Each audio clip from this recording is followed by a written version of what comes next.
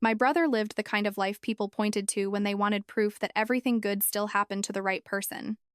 He was the son teachers praised at conferences, the neighbor people trusted with their spare keys, the relative my parents described with a kind of glowing certainty that made everyone else in the room feel smaller by comparison.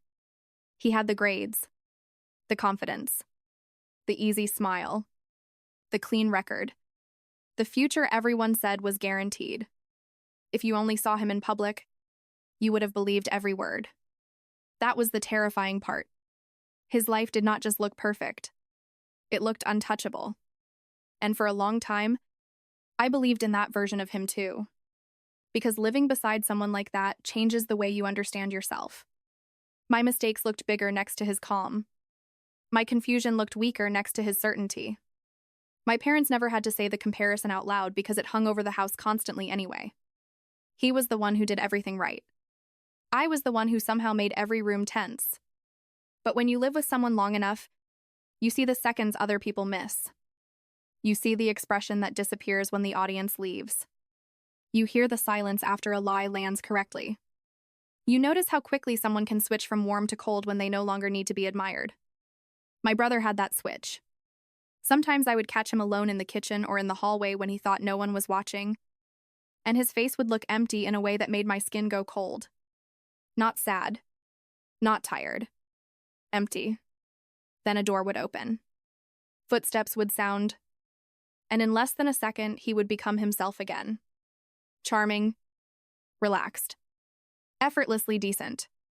It took me years to understand what I was really seeing. My brother was not living a perfect life. He was performing one. And the darker truth was that the performance was so good it had started swallowing reality. Not just for everyone around him, but for me too. The first crack appeared in something so small I almost ignored it. He told a story at dinner, one he had told before, about helping a friend through a difficult time. Everyone reacted the way they always did. Admiration first. Then that soft family pride that used to make my mother look almost emotional. But I remembered the original version because I had been there when it happened. In the first version, he had barely shown up at all. In the version he told that night, he had become the reason everything turned out okay. He changed names, rearranged timing, softened his failures, and elevated his role just enough to make himself look essential. It was subtle. If I had not known the truth, I would never have caught it. When I corrected one detail, he smiled and said, "I must have remembered it wrong." My father nodded immediately, almost grateful for the correction because it restored the smoothness of the room. But after that, I started hearing the same pattern everywhere. Stories moved around him like wet cement, reshaped while no one noticed. He never lied in ways that could be easily disproved. He lied in ways that infected memory. He would take a small truth and bend it just enough to redirect sympathy, admiration, or blame. And he was always careful about the audience. Around my mother, he sounded responsible. Around friends, he sounded generous. Around authority figures, he sounded humble in a way designed to feel rare and trustworthy. Every version served a purpose. Once I noticed that, I could not stop. I watched him adjust tone, posture, even eye contact depending on what a person needed in order to believe him. The more I paid attention, the more unbearable one thought became. If he had spent this much time building the perfect version of himself, what exactly was he hiding underneath it? People kept talking about his future as if it were shining ahead of him. I started feeling like I was standing next to something built out of painted wood, waiting for the first hard rain. If you started realizing someone's perfect life was actually built on lies, would you expose them? Or stay silent and watch it fall apart on its own? Comment your choice. I did not confront him, because I already knew how that would go. He would tilt his head, look concerned, and ask me why I was so determined to see darkness in him. That was always his most effective trick. He never defended himself like someone cornered. He defended himself like someone disappointed in your suspicion. So, instead of arguing, I watched. I started noticing how often his perfect image seemed to depend on things no one checked too closely. He borrowed achievements by blurring timelines. He took credit in group situations by getting his version told first. He positioned himself as a quiet rescuer in crises he had helped create. Even his kindness had strange edges. When he helped people, they often ended up more dependent on him than before. When he gave advice, it nudged people toward choices that made him look wiser later. The darkness of it only became fully visible when I looked at what happened to anyone who threatened the image. Their stories changed around them. Their mistakes became public. Their trustworthiness became questionable. I knew, because it had happened to me for years and I had never been able to explain why everything around me felt tilted whenever he was involved. My brother did not need to destroy people openly. He only needed to move the angle of the room. A missed detail here.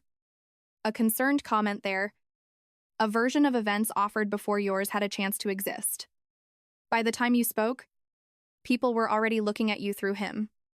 The most chilling part was that I do not think he even experienced it as cruelty anymore. It felt automatic. Almost elegant. As if he had trained himself so completely to manipulate how he was seen that there was nothing underneath except appetite and control.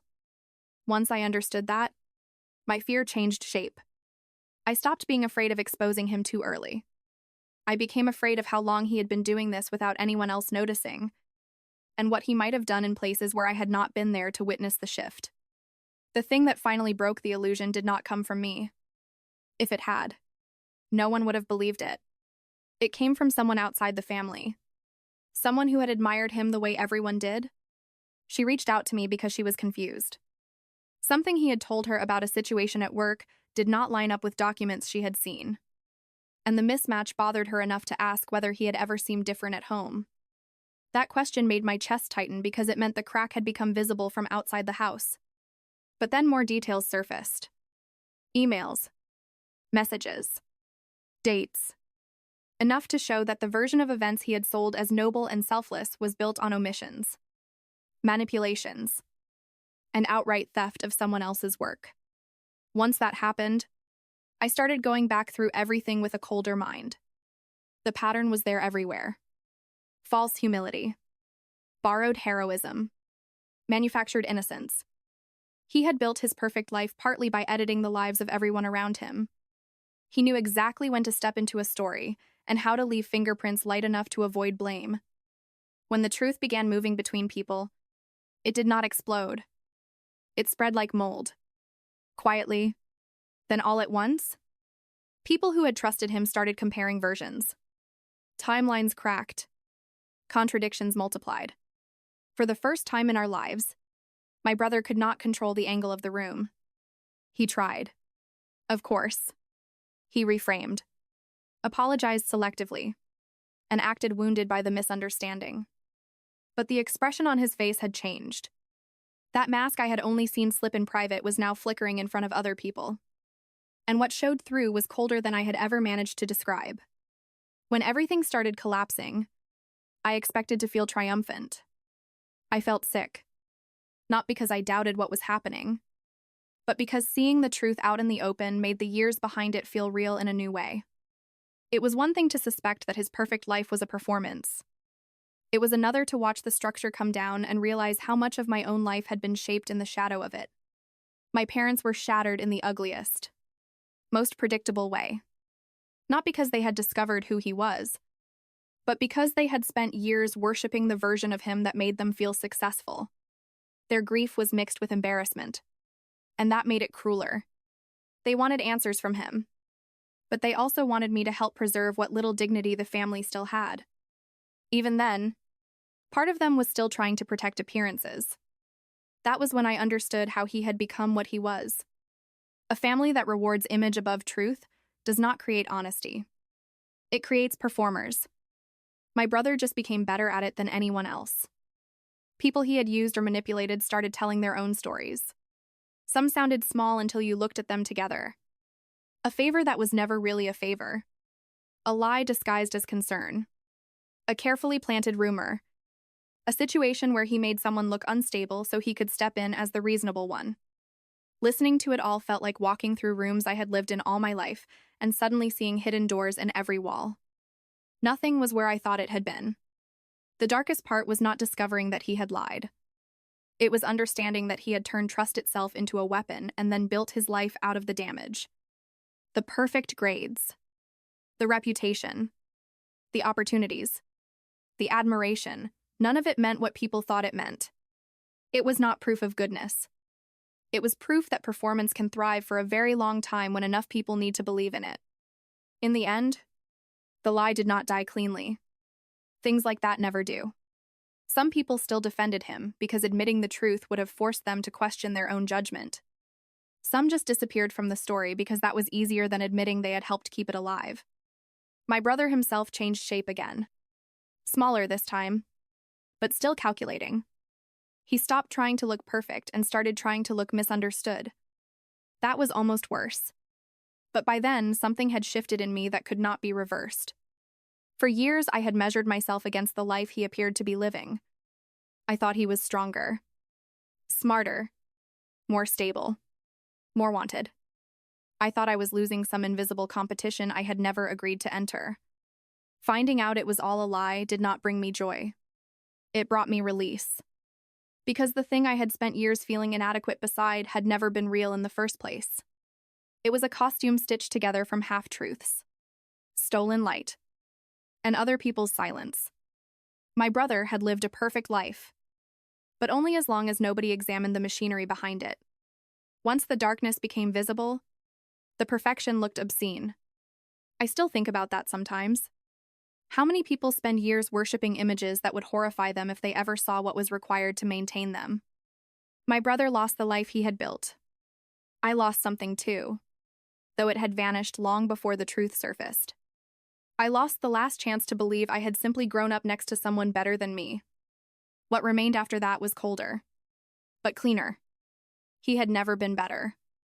He had just been willing to become something hollow enough to be admired by everyone who mistook polish for character. And once I understood that, I stopped standing in his shadow forever. So be honest, do you think people like this ever change? Or do they just find new ways to hide the truth? Drop your thoughts below. And if you want more stories like this, make sure to like, subscribe, and turn on notifications so you don't miss the next one.